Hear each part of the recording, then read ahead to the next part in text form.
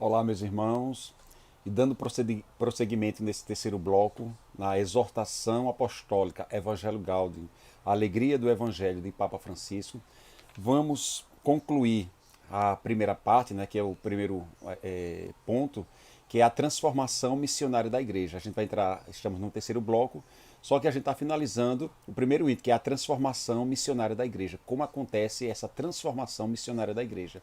E dando prosseguimento onde nós ficamos, que a questão da igreja ser chamada a ser sempre a casa aberta do Pai, a igreja é sempre a casa aberta do Pai, e nós vamos ver que, veja essa frase do Papa Francisco, muitas vezes agimos como controladores da graça, porque a partir do momento que a igreja se torna uma casa aberta do Pai, ela é também um lugar da graça de Deus, onde nós, que fazemos parte da igreja, somos também esse canal da graça de Deus sempre para o outro. Então, muitas vezes agimos como controladores da graça. Nós não podemos controlar a graça.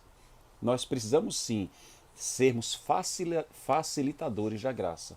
Muitas vezes agimos como controladores da graça e não como facilitadores, porque nosso papel dentro da igreja é sermos facilitadores. Nós precisamos ser facilitadores como cristão para o outro.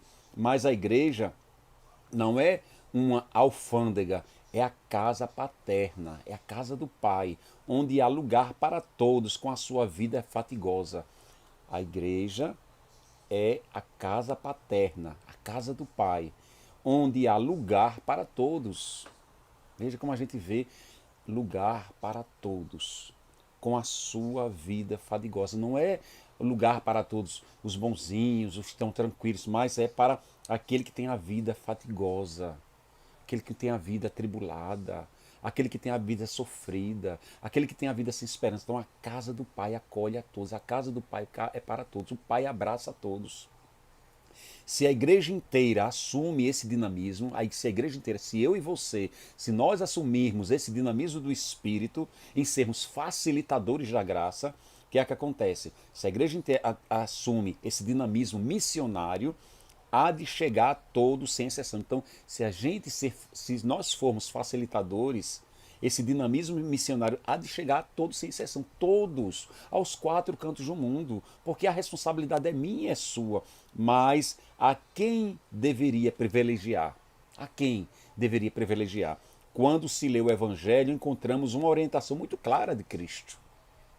Não tanto aos amigos e vizinhos ricos. Veja, não tanto aos amigos e vizinhos ricos, mas sobretudo aos pobres, aos necessitados.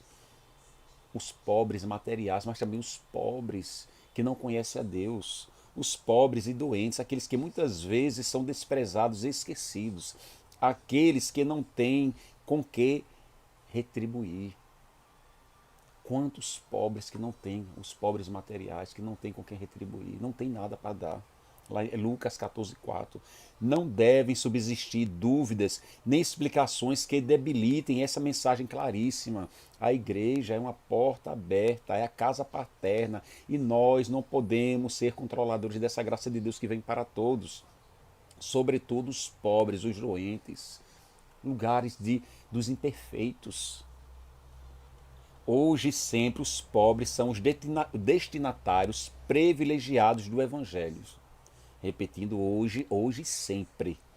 Os pobres são os destinatários privilegiados do Evangelho. E a evangelização dirigida gratuitamente a eles é sinal do reino de Jesus, que o reino de Jesus veio trazer. Porque o reino de Jesus veio trazer justamente que eles, os pobres, são os destinatários privilegiados do Evangelho, como tem lá na transformação missionária da igreja, lá no item 48. Saiamos, diz o Papa Francisco, saiamos. A igreja em saída, saiamos da nossa comodidade, saiamos de onde você está, saiamos do sofá, saiamos dos nossos interesses, mas sim o interesse dos outros, porque é o interesse do Evangelho, é o interesse de Cristo. Olhemos com o olhar de Cristo, saiamos para oferecer a todos, a vida de Jesus Cristo. É a vida de Jesus Cristo que você vai oferecer.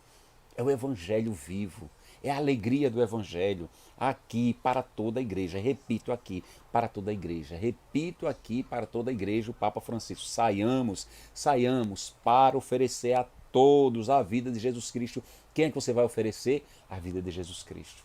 A quem a gente vai oferecer aos pobres, aos necessitados, a vida de Jesus Cristo? A quem a gente vai oferecer a todos, aos quatro cantos do mundo, onde você está, a vida de Jesus Cristo. Aquilo que muitas vezes disse aos sacerdotes e aos leigos: prefiro uma igreja acidentada, diz o Papa Francisco. Prefiro uma igreja acidentada, ferida, enlameada, por ter saído pelas estradas, a uma igreja enferma pelo fechamento e comodidade de si, agarrada às suas próprias seguranças. Saiamos das nossas seguranças, como nós queremos estar seguros. E o Senhor vem, saiam da sua comodidade. Porque nós somos uma igreja em saída. Não quero uma igreja preocupada com seu centro, em seu centro. E que acaba presa em um emaranhado de obsessões e procedimentos. Só obsessões e procedimentos. Que como eu falei anteriormente, o Papa Bento XVI, corremos o risco de trabalhar dentro da igreja, trabalhar para Cristo sem Cristo. Esse é o grande risco, esse é o grande perigo. Não quero uma igreja preocupada com o seu centro e que acaba presa em um emaranhado de obsessões e procedimentos. Se alguma coisa nos deve santamente inquietar e preocupar a nossa consciência, é que haja tantos irmãos nossos que vivem sem força, a luz e a consolação da amizade com Jesus Cristo. Repetindo essa frase fortíssima do Papa Francisco: se alguma coisa deve santamente inquietar e preocupar, se alguma coisa, meu irmão, que deve nos inquietar santamente e preocupar-nos santamente, é a nossa consciência, é que haja tantos irmãos nossos que vivem sem a força, a luz e a consolação da amizade com Jesus Cristo. Tantos estão vivendo sem amizade com Cristo porque não conhece. E o Cristo vai ser conhecido através da tua vida, da minha vida. Mais do que o temor de falhar, mais do que o temor de falhar, espero que nos mova o medo de nos encerrarmos nas estruturas que nos dão uma falsa proteção, as estruturas de uma falsa proteção.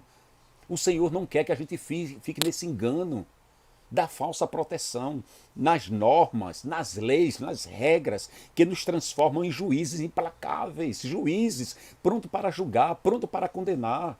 É assim, é assado, vai por ali, vai por aqui. E Deus não quer isso. Na falsa proteção, nas normas que nos transformam em juízes implacáveis, nos hábitos em que nos sentimos tranquilos, nos hábitos para cumprir a tranquilidade, está cumprindo a regra, está cumprindo a lei. O Senhor não quer isso. A casa do Pai não quer isso.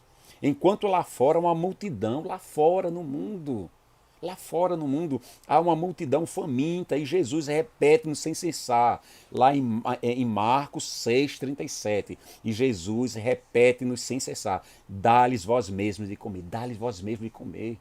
Qual é a sede, qual é a fome, meu irmão? Que esse próximo que está aí perto de você está necessitado. O que é que ele quer? Dá-lhes vós mesmos de comer, de beber. Repetindo, se alguma coisa nos deve santamente inquietar e preocupar a nossa consciência, é que haja tantos irmãos nossos que vivem sem a força, vivem sem a luz e vivem sem a consolação da amizade com Cristo. O mundo está carente, tantas doenças, tantas depressões, tantas inquietações, tantas ansiedades, porque falta conhecer a Cristo, a amizade com Cristo. E Cristo precisa ser conhecido através da sua vida, da minha vida. Sem uma comodidade de fé que os acolha, sem um horizonte de sentido de vida, sem uma comunidade de fé. A minha comunidade precisa ser uma comunidade de fé, uma comunidade de esperança, que eu acolha esses pobres, esses necessitados, que não têm um horizonte nem sentido de vida. Quantos sem horizonte, sem sentido de vida? Quantas pessoas pobres materiais, pobres espirituais, pobre de valores, que vivem necessitados da amizade de Cristo. Saiamos, corramos para oferecer a todos, saia do seu lugar, para que você possa oferecer a todos a vida de Jesus Cristo, a vida do Senhor, a vida do amado. O mundo que não conhece, como Francisco gritava, o brado de Francisco: o amor não é amado. Saiamos, porque o mundo precisa conhecer o amor, esse amor que não é amado. É a igreja em saída. Que sejamos, meus irmãos, a igreja em saída. E vamos entrar agora no capítulo 2 da Evangelho Gaudium, né? Que na crise do compromisso comunitário, na crise do compromisso comunitário. Antes de falar de algumas questões, diz o Papa Francisco, fundamentais da ação evangelizadora, convém recordar brevemente o contexto em que temos de viver e agir. Precisamos viver e agir. É ação. Qual é a nossa postura, qual é a nossa ação no mundo, na sociedade, na sua comunidade, na paróquia, na igreja? É o agir, a minha ação. E habitual hoje fala-se de um excesso de diagnóstico que nem sempre é acompanhado por propostas resolutivas e realmente aplicáveis. É o olhar do discípulo missionário que se nutre da luz e da força do Espírito Santo. Quando eu olho esse olhar clínico, mas um olhar do Espírito, é o olhar do discípulo missionário, do viver e agir. Como é que está a minha vida? Como é que deve ser minha ação hoje aqui? Essa ação que não é algo estático, mas é uma ação, a minha ação é movida pelo Espírito. Porque para cada homem tem uma realidade diferente, para cada homem tem uma ação diferente, para cada homem tem uma necessidade de conhecer Cristo de uma forma diferente. Então é o olhar do discípulo missionário sempre atento. Essa missionariedade que está encarnada, que se nutre. Veja, quem é que nutre esse olhar do discípulo missionário? Da luz, ele se nutre da luz e da força do Espírito Santo. O Espírito Santo que te dá a luz, para você enxergar conforme o Senhor enxerga. E o Espírito Santo que te dá a força, que te dá coragem para você sair do seu comodismo, sair e ser essa porta aberta para o outro. Precisamos ser uma porta aberta para o outro, uma porta aberta para a sociedade, para que as pessoas venham e conheçam Cristo, conheçam essa amizade através de você. Isto implica não só reconhecer e interpretar as moções do espírito bom e do espírito mau. Não é apenas reconhecer o espírito bom e o espírito mau, mas também, e aqui está o ponto decisivo, escolher as do espírito bom. Escolher aquilo que o espírito nos mostra, que edifica, o espírito bom, e rejeitar as do espírito mau. Quantas coisas, meus irmãos, nós que nos dizemos cristãos, como nós somos influenciados pelo que nós escutamos, pelo que nós vemos, pelo que nós falamos, esse espírito que mal, que vem através das coisas do mundo, dos valores do mundo, das pessoas invejosas, das pessoas que criticam, das pessoas sem desesperança, e nós nos contaminamos. Nós começamos a dizer mentiras como verdades. Então, isso implica não só reconhecer e interpretar as moções do espírito bom. Aqui está o ponto decisivo, diz o Papa Francisco: escolher do Espírito bom, aquilo que vem de Deus, aquilo que vem do Espírito Santo, e rejeitar as do Espírito mau. É o discernimento dos Espíritos. E a gente vai ver no item 1 alguns desafios do mundo atual. O mundo atual, como nos mostra hoje a sociedade, os desafios que nós enfrentamos diariamente, a cada instante. A humanidade vive nesse momento uma viagem, uma viragem histórica. Uma viragem histórica, que podemos constatar nos progressos que se verificam em vários campos da tecnologia, nesse tempo que nós vivemos, da tecnologia. São louváveis os sucessos que contribuem para o bem-estar das pessoas. É louvável o sucesso que contribui para o bem-estar do outro, do homem, da criatura. Por exemplo, no âmbito da saúde, da educação, da comunicação. Todavia, não podemos esquecer, preste atenção, todavia, não podemos esquecer que a maior parte dos homens e mulheres do nosso tempo vive o seu dia a dia precariamente. E colocamos para nós, o homem e a mulher vive o seu dia a dia precariamente, com funestas consequências, aumentam algumas doenças, ansiedade que toma conta, o imediatismo. A gente vê pessoas doentes. O medo e o desespero apoderam-se do coração de inúmeras pessoas, mesmo nós chamados, mesmo nós que vivemos em países ricos, diz o Papa Francisco. A alegria de viver frequentemente se desvanece. A alegria de se viver frequentemente se desvanece. Cresce a falta de respeito pelo outro. Cresce a violência. A desigualdade social torna-se cada vez mais patente, a desigualdade. Os pobres mais pobres, os miseráveis mais miseráveis, os ricos mais ricos. É preciso lutar para viver, muitas vezes, com pouca dignidade. O homem luta, o homem necessitado luta e vive com pouca dignidade. São os desafios do mundo atual. Estamos na era do conhecimento e da informação. O doutor Google, você clica lá, sabe tudo. É o sabe tudo, todo mundo quer saber tudo. Cada um quer essa luta de saber quem sabe mais.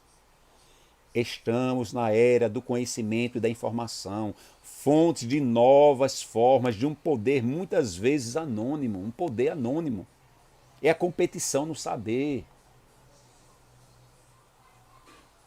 Não há uma economia de exclusão. Não há uma economia de exclusão. Como nós precisamos dar um não a essa economia de que exclui o outro, do descartável. Se você não sabe, você está descartável. Se você tem valor, tudo bem. Mas se você não tem, você descarta. Não é isso. Não é essa.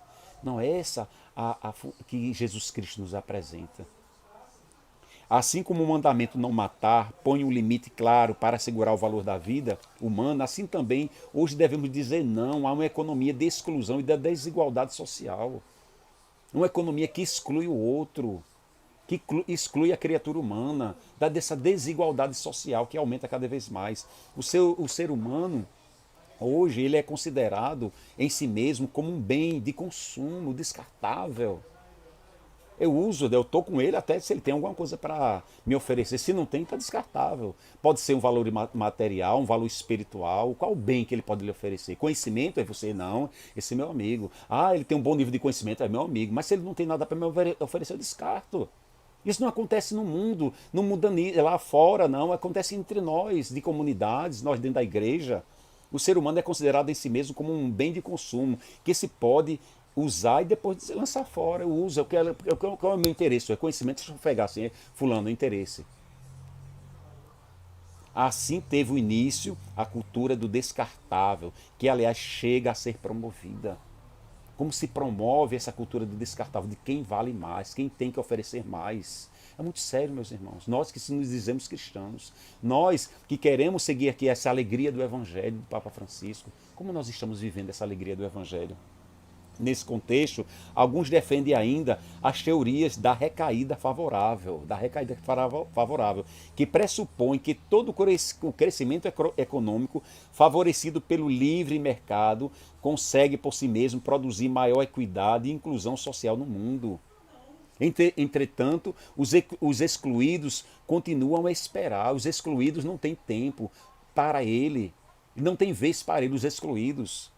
Para se poder apoiar um estilo de vida que exclui os outros ou mesmo entusiasmar com esse ideal egoísta, isso não é crescimento. Isso é uma regressão da humanidade, da mentalidade da humanidade hoje. Os excluídos continuam a esperar. Os que têm algo para oferecer prosperam. Quase sem nos dar conta, algo muito sutil, tornamos-nos incapazes de nos compadecer ao ouvir os clamores alheios. A gente não se compadece mais dos clamores alheios, daqueles que gritam e ninguém escuta, dos excluídos, o grito dos excluídos. Quase sem nos dar conta, tornamos-nos incapazes de nos compadecer ao ouvir os clamores alheios. Já não choramos à vista do drama dos outros. A gente está vendo tanta notícia ruim. A gente não tem mais sensibilidade pelo outro, pela dor do outro, pelo sofrimento do outro, pela necessidade do que é que o outro precisa. Como tem lá em Filipenses, os meus interesses é os interesses do outro. Se eu sou cristão, primeiro é os interesses do outro. Ah, não, primeiro sou eu. É o eu. Eu, comunidade. Eu, pessoa, tudo é o eu. A cultura do bem-estar anestesia-nos a ponto de perdermos a serenidade se o mercado oferece algo ainda que não compramos, enquanto todas as vidas ceifadas por falta de possibilidades nos parece um mero espetáculo que não nos incomoda de forma alguma. Porque a cultura do bem-estar, o meu bem-estar, e a gente fica como anestesia. Nós cristãos, não choramos mais à vista do drama dos outros. Não choramos mais. A gente não se compadece mais com o outro. Precisamos dar um não à nova idolatria do dinheiro. Uma das causas dessa situação está na relação estabelecida com o dinheiro, porque aceitamos pacificamente. A gente aceita pacificamente, vai entrando pelos ouvidos pacificamente. Porque aceitamos pacificamente o seu domínio sobre nós e as nossas sociedades. A gente aceita o domínio do dinheiro, dos valores. Vale quem tem mais. A crise financeira que atravessamos faz nos esquecer de que, na sua origem, é uma crise antropológica, uma crise social profunda, a negação da primazia do ser humano, a primazia do homem. Cristo veio pelo homem, Deus manda seu Filho pelo homem, e nós nos esquecemos. Nós colocamos valores. Em vez de sermos facilitadores da graça, nós travamos a graça de Deus. Porque a graça acontece a partir do meu sim. Alguma coisa no mundo, alguma coisa na sociedade pode mudar hoje, agora, a partir de você, a partir de mim. Algo na sociedade, na sua cidade, no seu país vai mudar através de você. Criamos novos ídolos. Quantos ídolos nós temos, como tem lá em Êxodos 32, de 1 a 35, a adoração do antigo bezerro de ouro. Quantos bezerros de ouro nós temos hoje, meus irmãos, na nossa mentalidade? Onde nós vamos descartando o outro, nós não escutamos mais o outro, escutamos aquilo que nos agrada. Ah, se é esse irmão, isso aqui fala demais, é só murmurar, você cai fora. Nós vamos selecionando. Sutilmente, demoniacamente, o demônio vai tomando conta das nossas faculdades e nós selecionamos as nossas amizades, os grupinhos dos favoráveis, né? Aqueles que nos agradam. Não é isso não é cristianismo, meus irmãos. A crise mundial que investe as finanças e a economia põe a descoberto os seus próprios desequilíbrios. Os desequilíbrios hoje no mundo, sobretudo a grave carência de uma orientação antropológica que reduz o ser humano apenas a uma de suas necessidades, o consumo. A gente só quer que o consumo, então, é para consumir. Consumir, a gente leva as propagandas, tudo leva ao consumo. E o homem que não é bem preparado, o homem que não tem Deus, o homem na sua necessidade em buscar ser feliz, é consumir, consumir, consumir. E se esquece de Deus, porque na realidade, como disse Santo Agostinho, ele busca a Deus, ele tem necessidade de Deus, e por não encontrar Deus, sai buscando nas coisas. Enquanto os lucros de poucos crescem exponencialmente, crescem, se explorando do pobre, do necessitado. Não só o pobre material, mas quanto os pobres de Deus. Por detrás não há um dinheiro que governa em vez de servir, um dinheiro que deve governar. Como diz a doutrina social da igreja, o dinheiro pelo dinheiro, o homem milionário, o homem rico que gera empregos, favorece o pobre, o necessitado, se abre uma empresa. Então, a doutrina social da igreja não condena. Não há um dinheiro que governa em vez de servir, porque o dinheiro deve ser um meio e não um fim, que governa em vez de, que um dinheiro que governa em vez de servir, porque o dinheiro vem para servir o outro, servir os necessitados. Por detrás dessa atitude esconde-se a rejeição da ética e a recusa de Deus, porque isso, meu irmão, é recusar Deus. É você travar, você fechar a porta para o Espírito Santo. Para a ética, olha-se habitualmente com certo desprezo sarcástico, é considerada contraproducente, demasiado humana, porque relativiza o dinheiro e o poder. O poder e o dinheiro. O poder e o dinheiro. Quer conhecer a pessoa? Bota poder e dinheiro na mão dela, para você conhecer o outro. É sentida como uma ameaça aos valores do homem, os valores da sociedade, que condena a manipulação e a degradação da pessoa.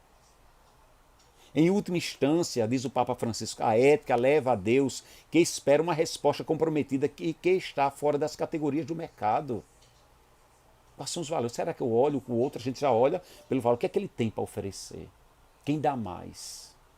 Essa busca, essa competição, onde oprime o outro. A ética, uma ética não ideologizada. Uma ética não ideologizada. Permite criar um equilíbrio e uma ordem social mais humana, a ética. Nós temos ética nos nossos discernimentos, nas nossas escolhas. Qual é a ética hoje? Essa ética movida pelo espírito mundano. Não fazer os pobres participar dos seus próprios bens é roubá-los, é tirar-lhes a vida. Não são nossos, mas deles os bens que aferrolhamos. Repetindo, não fazer os pobres participar dos seus próprios bens é roubá-los, é tirar-lhes a vida. Nós matamos o pobre, matamos o outro. Não são nossos, mas deles os bens que aferrolhamos, que nós nos apossamos. Nós precisamos, como a gente vai vendo, que a questão do a gente vê o Luís IX, o rei da França, um homem de posses, mas que era para servir, um homem que pensava no outro. Precisamos também dar um não à desigualdade social que gera a violência. Quanta desigualdade social. Acusam-se da violência os pobres e as populações mais pobres. A violência não é partido do pobre, é porque o pobre a culpa dessa violência é o pobre. Existe, meus irmãos, diversas desigualdades sociais. Acusam-se da violência os pobres e as populações mais pobres, ganhando engano, mas sem igualdade de oportunidades, as várias formas de agressão e de guerra encontrarão um terreno fértil que mais cedo ou mais tarde há de provocar explosão. Isso não acontece apenas porque a desigualdade social provoca a reação violenta de quantos são excluídos do sistema. Quantos são excluídos do sistema? Quantos cristãos têm essa postura que exclui o homem e o outro do sistema, mas porque o sistema social e econômico é injusto na sua raiz, a injustiça na sua raiz, porque são os valores contrários ao do Evangelho. Os mecanismos da economia atual promovem uma exacerbação do consumo, tudo é para consumir, consumir, consumir. Então, às vezes, para que eu vou comprar essa camisa? Uma camisa igual. Então, às vezes, você tem vários, mas o consumo, eu vou comprar. Tem necessidade? Eu vou comprar. Eu necessito? Eu vou usar? Eu preciso? Os mecanismos da economia atual promovem uma exacerbação do consumo, mas sabe-se que o consumismo desenfreado, aliado à desigualdade social, é duplamente danoso para o tecido social. E nós, cristãos, precisamos fazer a diferença. Porque estamos pautados pelo Evangelho. Nós que dizemos que conhecemos a Cristo. Será que nós conhecemos a Cristo? Será que nós conhecemos o seu Evangelho? Conhecer. Aí me lembrar São Tomás de Aquino. Porque o conhecimento pelo conhecimento não nos leva à conversão, é só a experiência com esse Deus que vem nos mostrar o caminho, Ele que é o caminho, a verdade e a vida. Alguns se comprazem simplesmente em culpar dos próprios males os pobres, os países pobres, com generalizações indevidas, que pretendem encontrar solução em uma educação. Não é só a educação, é Deus. E que os tranquilize e transforme em seres domesticados e inofensivos. Domesticar o pobre. Domesticar o menos favorecido, opressão. Quantas nós temos opressão? Voltando lá à questão da graça. Nós precisamos ser facilitadores da graça de Deus. Então este é o câncer social que toma conta hoje da sociedade. Evangelizamos também procurando enfrentar os diferentes desafios. Quando a gente evangeliza, a gente procura também encontrar os diferentes desafios do homem de hoje, da mulher de hoje atual. Os desafios que se nos podem apresentar. Às vezes esses desafios se manifestam em verdadeiros ataques à liberdade religiosa, à liberdade de expressão, em novas situações de perseguição aos cristãos. Quantos cristãos perseguidos? Como de Santo Agostinho, Deus amou tanto o homem, deu liberdade ao homem, mesmo correndo o risco de perder. Porque quem ama deixa livre. Na cultura dominante, ocupa o primeiro lugar aquele que é exterior, imediato, visível, rápido, superficial, provisório. O real cede lugar à aparência. O homem hoje vive de aparência. Quais são os valores do homem hoje? Aparência. Na cultura dominante de hoje, ocupa o primeiro lugar aquilo que é exterior. Me preocupo com a casa. Como é que tá? Será que eu sou um sepulcro caiado? Ou você é um sepulcro caiado? Como é que Deus me vê hoje? A cultura de hoje é imediata, é visível, é rápida, superficial e provisória, meus irmãos. Isso é demoníaco. Vão surgindo formas novas de comportamento resultantes da orientação dos meios de comunicação social. Como meios de comunicação social estão fabricando a mentalidade das famílias de hoje, famílias que se dizem cristãs. Quais são os valores da nossa sociedade hoje? Quais são os valores da família cristã? A mídia, os valores. A fé católica de muitos povos encontra-se hoje perante o desafio da proliferação de novos movimentos religiosos, alguns tendentes ao fundamentalismo e outros que parecem propor uma espiritualidade sem Deus. Que perigo, meu irmão, ao fundamentalismo, a lei pela lei, o fazer pelo fazer. Deus não quer isso. E outros que parecem propor uma espiritualidade sem Deus. Como eu falei, trabalhar na casa de Deus, trabalhar para Cristo sem Cristo, trabalhar na igreja de Deus sem o próprio Deus. Produziu-se uma crescente deformação ética, está sendo deformado o homem de hoje, mas nunca é tarde. Você pode fazer diferença no mundo hoje, na igreja. Você pode fazer diferença na sua como você. Não olhe para o outro, olhe para você. Essa deformação ética, um enfraquecimento no sentido do pecado pessoal e social, e um aumento progressivo do relativismo, a verdade, quantas verdades, a verdade a verdade a partir de si mesmo, a verdade a partir dos seus interesses, a verdade porque aquilo vai se lhe beneficiar, o relativismo, mas a verdade é a verdade é Cristo. Então, está o quê? Uma deformação ética dos valores, no sentido do pecado. Isso não é pecado não, isso é besteira, não. Isso aí, você pode fazer, não tem problema. Não, meu irmão, nós somos cidadãos do céu, nós não somos cidadãos da terra.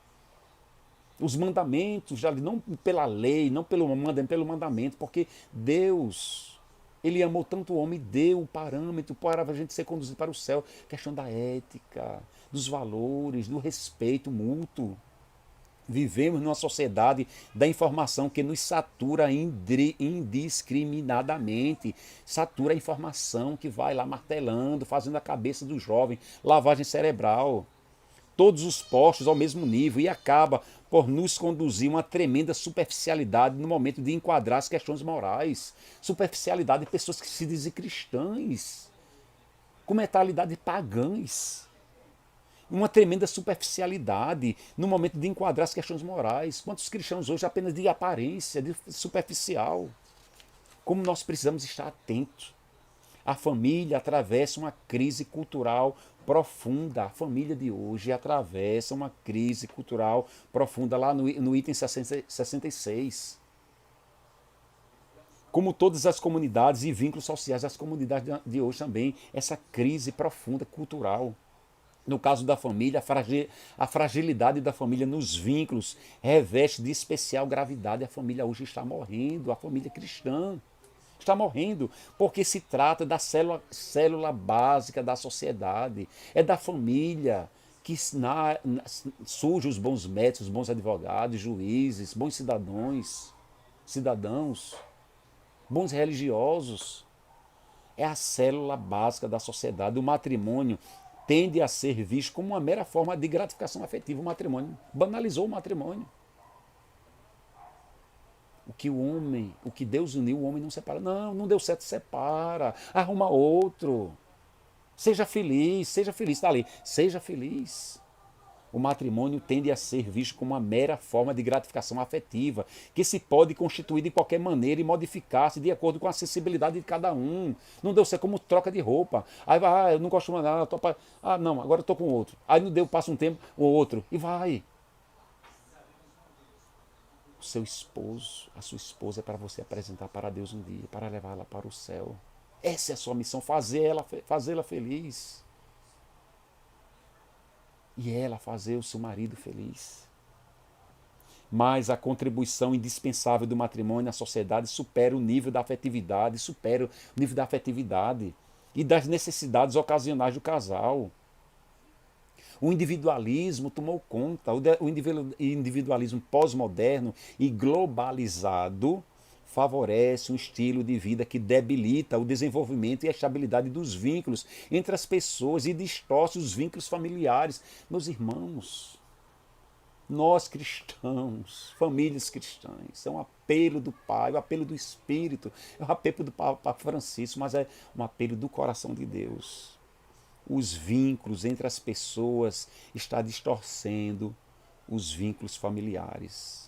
O individualismo pós-moderno está tirando a estabilidade dos vínculos entre as pessoas. O individualismo é tudo eu tenho que ser feliz. Tudo é o ismo, o individualismo, eu.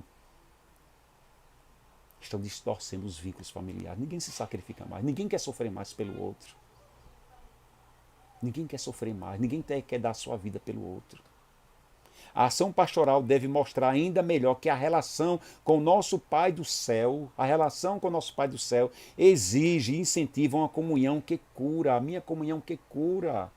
Essa comunhão com o Pai e a comunhão com a minha esposa, com meu esposo, com meus filhos, é uma comunhão que cura o outro. Você é um instrumento de cura para o outro, que promove o outro e fortalece os vínculos interpessoais. A relação com o nosso Pai do céu exige e incentiva uma comunhão, essa comunhão de duas pessoas que cura o outro, que se preocupa com o outro, que promove o outro, que fortalece os vínculos interpessoais. E se esquece disso porque estamos vivendo esse individualismo.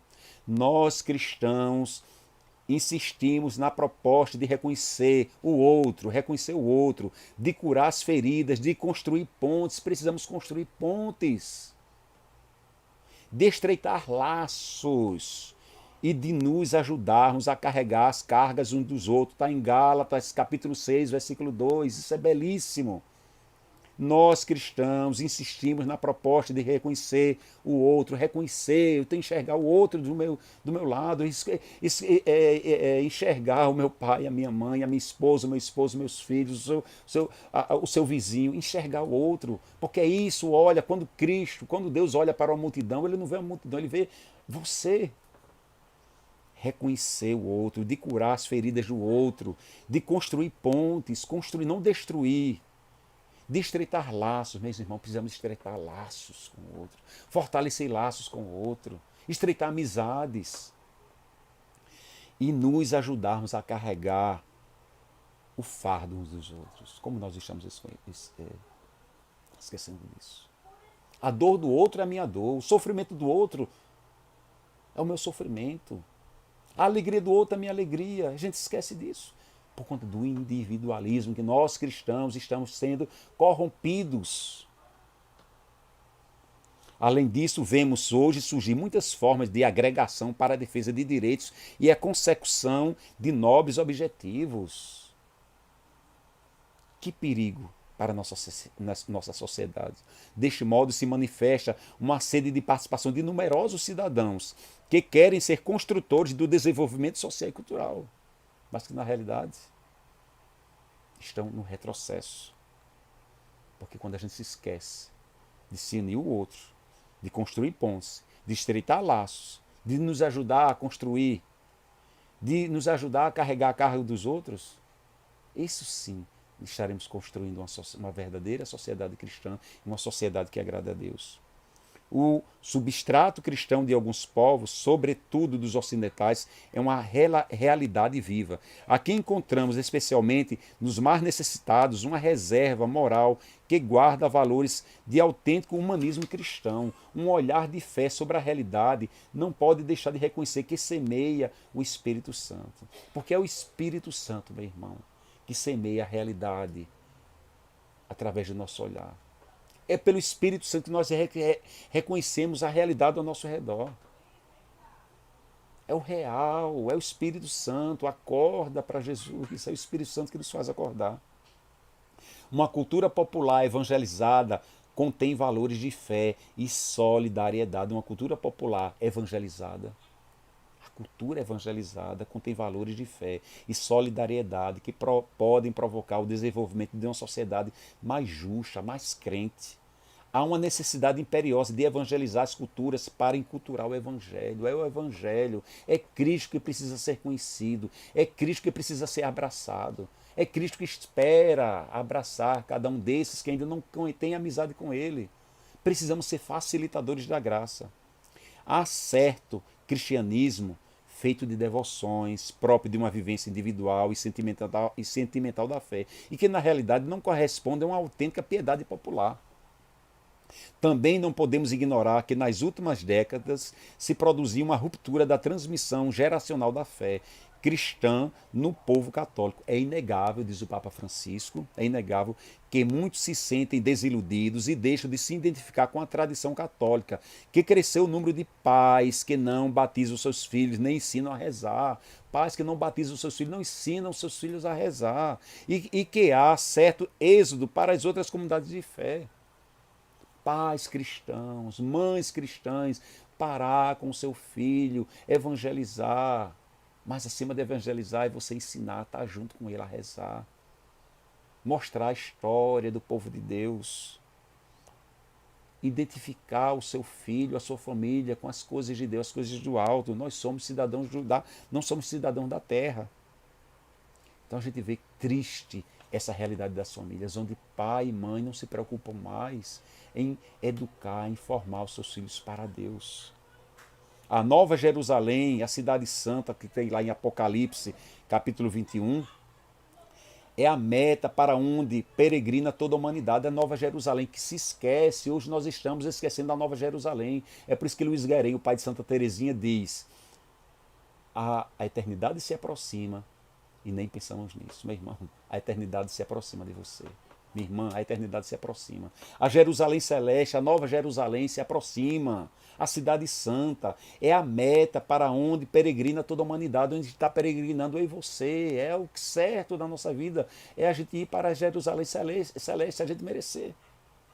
Precisamos identificar a cidade a partir de um olhar contemplativo, o meu olhar contemplativo. Precisamos ter um olhar contemplativo hoje, olhar e contemplar Deus nas criaturas, na natureza. O imediatismo, a pressa de se fazer as coisas, a gente está perdendo esse olhar contemplativo para o mundo. Um olhar de fé que descubra Deus, que habita nas suas casas. Precisamos ter esse olhar contemplativo para descobrir Deus que habita nas nossas casas. Com Deus, a presença de Deus que acompanha a busca sincera de indivíduos e grupos que efetuam para encontrar apoio e sentido para a sua vida. A presença de Deus nas nossas casas, nas nossas famílias, na nossa sociedade, no homem de hoje. Deus não se esconde de quantos o buscam com coração sincero. Deus não se esconde daqueles que o buscam com coração sincero, ainda que o façam tateando, de maneira imprecisa e incerta. Veja que coisa linda do Papa Francisco. Deus não se esconde daqueles que o buscam com coração sincero. Meu irmão, você tem um coração sincero? Você é pecador? Você é sincero? Você reconhece? Deus não se esconde desse coração sincero, ainda que o faça tateando, de maneira imprecisa e incerta. Veja que Deus é esse, é fantástico esse Deus, que quer nos conduzir para a cidade santa, a Nova Jerusalém. Na vida cotidiana, muitas vezes os citadinos lutam para sobreviver e nesta luta esconde-se um sentido profundo da existência que habitualmente comporta também um profundo sentido religioso. Precisamos contemplá-lo para seguirmos um diálogo parecido com o que o Senhor teve com a samaritana, junto do poço onde ela procurava saciar sua sede. O que tens para comer, o que tens para beber? O que é que eu estou oferecendo ao povo de Deus hoje para comer e para beber? Você que se diz cristão. Quantas comidas impuras se alimenta hoje a sociedade e quantos cristãos? Novas culturas continuam a formar-se nestas enormes geografias humanas, onde o cristão já não costuma ser promotor, gerador de sentido, mas recebe delas outras linguagens, símbolos e mensagens. Muitas vezes em contraste com o Evangelho de Jesus Cristo. Quantas vezes nós nos dizemos cristãos e estamos em contraste com o Evangelho de Jesus, vivendo de qualquer forma, menos como cristão. Que perigo, que perigo. Porque nosso fim, a nossa meta não é a Jerusalém Celeste. Pode ser qualquer lugar, menos a Jerusalém Celeste. Porque a Jerusalém Celeste, a gente quer se comportar como Cristo nos mostrou, como Cristo nos ensina. Isso requer imaginar espaços de oração, de comunhão com características inovadoras, mais atraentes e significativas para as populações urbanas. Precisamos gerar espaços no coração e na comunhão com características inovadoras. Precisamos mostrar, motivar, para que o homem de hoje, o homem que não conhece, tenha essa experiência. Torna-se necessária uma evangelização que ilumine novos modos de se relacionar com Deus. Novos modos. Não vai mudar a essência, mas os novos modos, um meio para a gente se relacionar com Deus, com os outros, com o ambiente, como eu vou me relacionar. Não impor uma verdade de goela abaixo, mas é a luz do Espírito, sempre é o Espírito Santo. no ambiente que suscita os valores fundamentais. Os valores fundamentais do Evangelho. Não podemos esquecer os valores fundamentais do Evangelho. É necessário chegar aonde são concebidas as novas histórias, paradigmas, alcançar com a palavra de Jesus. Nós vamos alcançar o outro com a palavra de Jesus. Os núcleos mais profundos da alma das cidades. Com a palavra de Jesus. Apresentar o Cristo. Precisamos apresentar o Cristo, o seu Evangelho, a alegria do Evangelho, o entusiasmo que nós precisamos ter para apresentar o Evangelho, porque é a vida. A igreja é chamada a ser servidora de um diálogo difícil. A igreja é chamada a ser servidora de um diálogo difícil. Enquanto os meios, a mídia, promovem o contrário. A proclamação do Evangelho será uma base para restabelecer a dignidade da vida humana nesse contexto, porque Jesus quer derramar nas cidades vida em abundância. Está lá em João 10:10. Porque Jesus quer derramar nas cidades a vida em abundância. A abundância da vida, da felicidade, da alegria. Porque o homem precisa conhecer Cristo. O homem está morrendo porque não conhece Cristo. A nossa tristeza e vergonha pelos pecados de alguns membros da igreja e pelos próprios não devem fazer esquecer os inúmeros cristãos que dão a vida por amor. Ajudam tantas pessoas, seja a curar-se, seja a morrer em paz em hospitais precários, acompanham as pessoas que caíram escravas de diversos vícios nos lugares mais pobres da terra. A nossa tristeza e vergonha pelos pecados de alguns membros da igreja e pelos próprios não deve fazer esquecer os inúmeros cristãos que dão a vida. Quanta igreja, porque o que dá da mídia, o que dá conhecimento que atrai é você se deter nos erros. Mas quantas Madres Teresa de Calcutá por aí? Quantos Francisco de Assis por aí? Agradeço, diz o Papa Francisco, agradeço o belo exemplo que me dão tantos cristãos que oferecem a sua vida e o seu tempo com alegria, oferecer o meu tempo com alegria. Eu ofereço meu tempo na minha comunidade, na igreja, na paróquia, na minha pastoral com alegria, que oferecem a sua vida e o seu tempo com alegria. Esse testemunho faz-me muito bem e me apoia na minha aspiração pessoal de superar o egoísmo para uma dedicação maior. Uma dedicação maior, porque eu ofereço aquilo que eu tenho, que é dado pelo Espírito Santo. Sim ao desafio de uma espiritualidade missionária. A minha preocupação exacerbada pelos espaços pessoais da autonomia e relaxamento. Ao mesmo tempo, a vida espiritual confunde-se com alguns momentos religiosos. A vida espiritual, vejam bem, confunde-se com alguns momentos religiosos que proporcionam algum alívio, mas não alimentam o encontro com os outros. Porque a relação espiritualidade deve proporcionar o encontro com o outro, o compromisso no mundo, a paixão pela evangelização. Nós precisamos ser apaixonados pela evangelização. Precisamos não fazer momentos religiosos que proporcionam alívio. Ai, como eu estou na paz. Não, mas deve ser onde esse alimento faz com que eu saia de mim, sair para o outro, encontrar-me o outro pobre, o outro necessitado, o outro que precisa de uma palavra, o outro precisa de acolhimento. Esse relativismo prático, né, que o Papa Francisco cita, esse relativismo prático é agir como se Deus não existisse. Essa praticidade, né, essa ansiedade de fazer as coisas por Ele fazer. Deus não precisa do nosso fazer.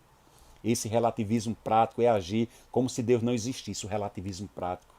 Decidir como se os pobres não existissem, sonhar como se outros não existissem. É impressionante como até aqueles que aparentemente se dispõem de sólidas convicções doutrinais e espirituais acabam muitas vezes por cair em um estilo de vida que os leva a se agarrarem às seguranças econômicas ou a espaços de poder e de glória humana. Muitas vezes nós queremos servir ao Senhor pela glória de si mesmo, pela glória humana, quando na realidade é a glória de Deus, é o Senhor que faz, você não tem mérito algum. E a glória humana que se busca por qualquer meio, em vez de dar a vida pelos outros, dar a vida pelo outro na missão. Não nos deixemos roubar o entusiasmo missionário. Quantas vezes nós estamos perdendo esse entusiasmo missionário? Precisamos dar um não, esse não egoísta que está dentro de nós mesmos. Meus irmãos, encerrando, nós precisamos sair de nós para o outro. eu preciso encarnar essa igreja em saída.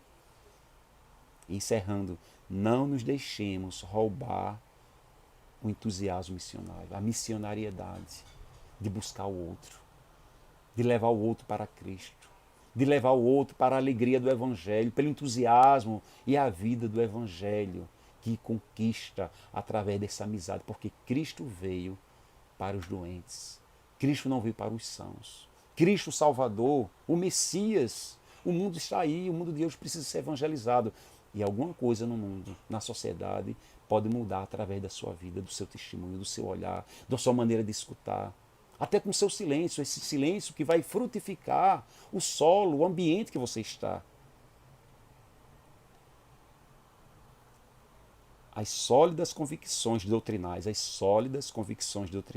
e espirituais acabam muitas vezes por cair em um estilo de vida que os leva a se agarrarem às seguranças econômicas ou a espaços de poder e de glória humana, que buscam por qualquer meio, em vez de dar a vida pelos outros na missão. Meus irmãos, encerrando, que possamos pedir o Espírito Santo, que a gente aprenda olhando para a cruz de Jesus, para a vida de Jesus. Dá a vida pelo outro em sua missão. Dá a vida. Não nos deixemos roubar o entusiasmo missionário. Que o Senhor possa nos conceder a alegria do Evangelho, a alegria pelo outro, porque a nossa vida é um dom para o outro. Louvado seja o nosso Senhor Jesus Cristo, para sempre seja louvado. Deus os abençoe.